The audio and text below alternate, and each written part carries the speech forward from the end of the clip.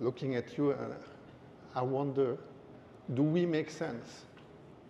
Do I make sense? I mean, what are we doing? We are working in a very strange supply chain, to say the least, not really fair to the farmers, not really fair to the environment. And it seems that by some kind of karma, we are now paying the price for being unfair. And I want to say for lacking of respect to the fruit, the farmer, and the forest. That's my slogan, fruit, farmer, forest. So do we make sense? And then, last year in Bali at another cocoa conference, I was sharing a taxi ride with Shirley who is driving the CAA together with Eli. And she said to me, why don't we invite farmers and listen to them? And that made a lot of sense. That was a brilliant idea. And immediately I contacted my team and we were in full support of this initiative. Because of course, no farmer, no cocoa. And I want to add, no forest, no cocoa. And no flavor, no cocoa.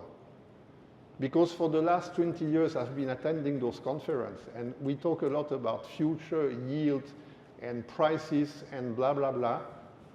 But I never hear talks about how to improve the flavor profile of cocoa, how to create value in the supply chain. We have to share value with many stakeholders, but if we don't create more value, how are we going to share?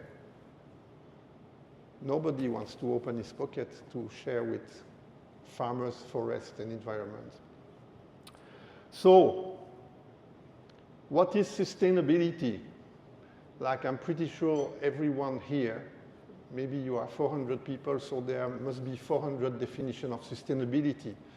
I'm trying to make it simple. So sustainability is about building up your business without destroying everything that is around.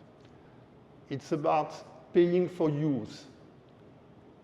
You create, you do carbon CO2 emission, you destroy forest, you impact communities, just pay for it.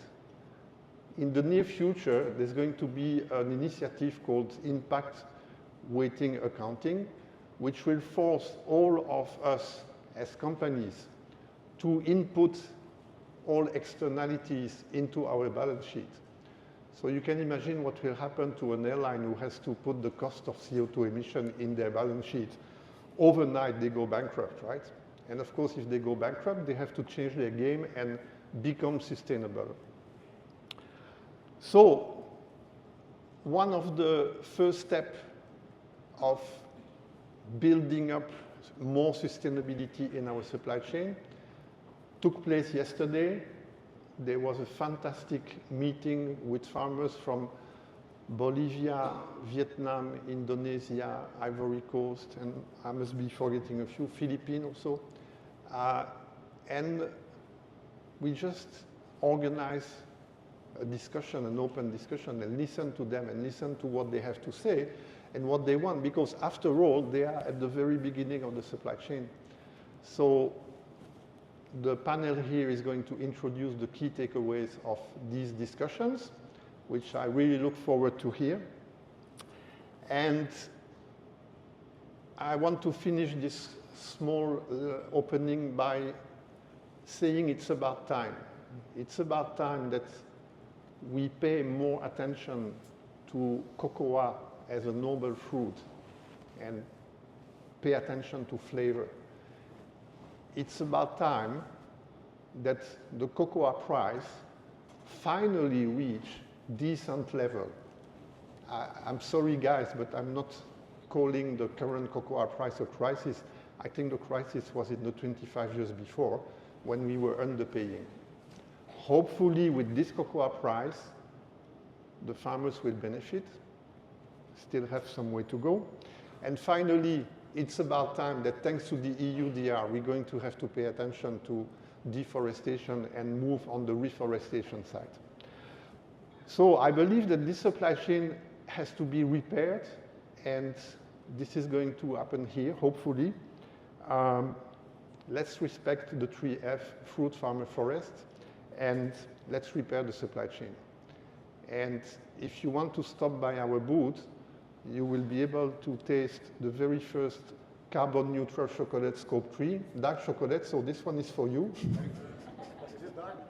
It's, of course, it's dark, 74% from one of the smallest cocoa producing country in the world, processed in 2 months, from tree to bar. So a little bit of advertising never hurt. Thank you very much. Thank you very much, Mr. Aranda. Thank you, sir. Thank you, sir. Very candid opening remarks.